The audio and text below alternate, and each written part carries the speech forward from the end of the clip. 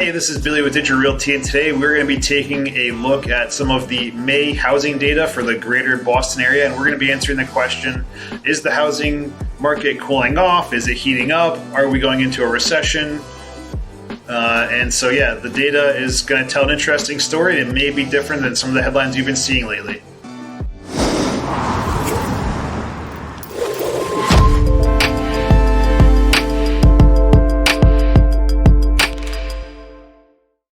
Hey, so we're here to report on the latest data that's come out for May in the greater Boston area. So there's been a lot of people in different parts of the country that are talking about things that are starting to cool off a little bit. That's not the case. That's not what we're seeing in the greater Boston area. So in the greater Boston area, we're seeing that for single family homes, those are up 15% year over year, which is a new record. And for condos, similar activity, those are up 9.4% year over year. So still a ton of activity going on. Again, the low inventory, there's still a ton of demand.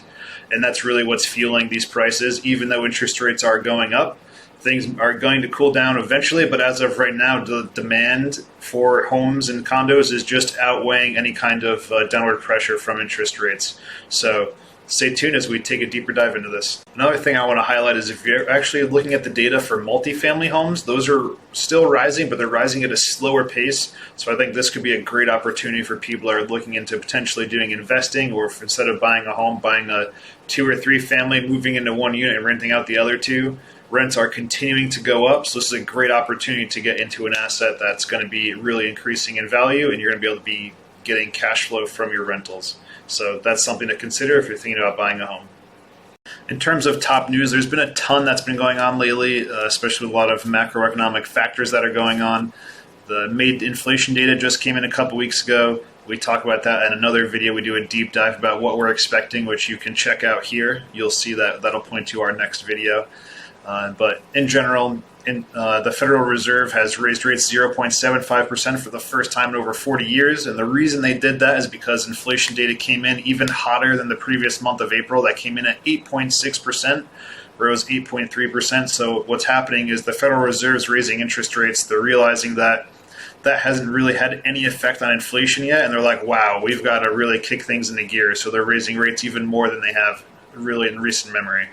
And they've announced that they're basically going to continue to keep raising rates up until inflation starts to come down. So I think we've got a long path ahead of us, and there's going to be a lot of interest rates. So I'm expecting rates to go up another 1% to 2% before the end of the year. And because of the Federal Reserve raising interest rates, that's why we're seeing that the mortgage interest rates are going up, and that's starting to put some downward pressure on the home buying power of home buyers. So rates have been kind of kissing 6%. They've been up in the high 5s for a while. As interest rates continue to go up, that's only going to go higher. So if you're thinking about buying, now is definitely the time you want to be getting in there before interest rates go up even any further. And as we look at the median selling price in the area, so this is usually an indication of if we can tell if things are starting to cool off a little bit or not. Are they leveling off? Are they going up? Are they starting to go down?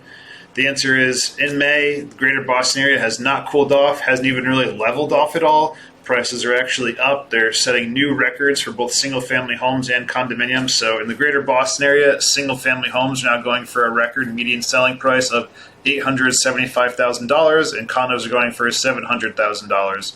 So that's a change of, again, 15.1% year over year for single-family homes and 9.4% for condos. So that's a huge increase. I mean, we're seeing that this is condos are pretty much tracking with inflation, which is around 8.6%, and single-family homes are totally outpacing that. They're almost doubling the pace of inflation. So there's an insane amount of demand still in this area. So if you've been waiting on the sidelines for the last 2 years, hoping that now's your chance, unfortunately, you've either got to jump in or keep waiting because things have not cooled off yet. And aside from median selling price, I also like to zoom out and look at a little bit of a wider set of data as well. So the things that I always like to focus on specifically to give you a sense of the market is, number one, and I've highlighted them here in this video, or in this graphic next to me, which is month supply of inventory. And this is kind of an accumulation of taking into account both the number of listings available, but also the days to off market and how fast these listings are going.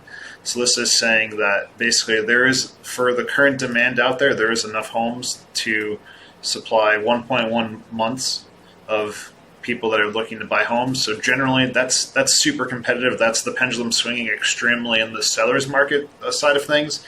Generally, the even of sellers and buyers is considered 6 months of inventory, so this is pretty extreme. The other thing is the sold to original price ratio. And what this tells you is, are people making offers for over asking price or for under asking price? And we can see here that it is actually more competitive than it's probably ever been. It's 109.1%. So that's telling us that on average, the sold prices are 9.1% above the listing prices. So that's crazy. That's super high. That's still really competitive. So if anyone's telling you that it's not competitive out there and things are cooling off, that's just simply not the case right now in the greater Boston area. And last year it was 106.2%. So that was really insane competitive. And this year it's actually even more competitive than it was the previous year so far. So there's a lot that's going on out there, but these are the things that I specifically look for to give us a really good sense of the market and how competitive things are. So moving on to condominiums, it's pretty similar stories to what we just discussed with single-family homes. We can see that the sold to original price ratio is 103.3%, which is even more competitive than it was in May of the previous year in 2021, in which it was 101%. So again, for condominiums, that's saying that on average, they're selling for 3.3% above list price or above the original price, which is essentially the same thing in this case. So still really competitive out there. So that's great news for sellers. So if you're a seller, you should be thinking like, wow, awesome. We dragged our feet. We still have a chance. We can definitely get our home on the market and still sell it in a really competitive environment. So this is definitely telling you that there's still an opportunity to do that. In terms of our expectations and what we're expecting to see for the next month or so, I'm expecting that the inflation data is still going to be red hot. So at the next Federal Reserve meeting, they're likely going to be considering raising the interest rates another 0.5 to 0.75% again. And that's going to then trickle into the mortgage rates interest, which will be going up, and expecting that to potentially get into the low sixes by the end of August. So definitely stay tuned for us. We'll see if we were right on the money for that one. In terms of the real estate market in the greater Boston area, expecting to still see high demand from buyers. I still think that people are going to be racing out there to get homes under contract before the interest rates continue to go up. And eventually things are going to cool off. I think it's not a matter of if, but it's really just a matter of when and by how much. So I think for the next month or two, we're still going to have a ton of runway for homes coming on the market, being in a really competitive environment, and not seeing things that are going to be going for under asking price yet. So if you're hoping that, finally, things are finally crashing, that's not the case in the greater Boston area. Things are still competitive and going for over asking price, so you're going to have to wait a little bit longer for that one. In the meantime, take care. Don't forget to like and subscribe. We'll see you on the next one.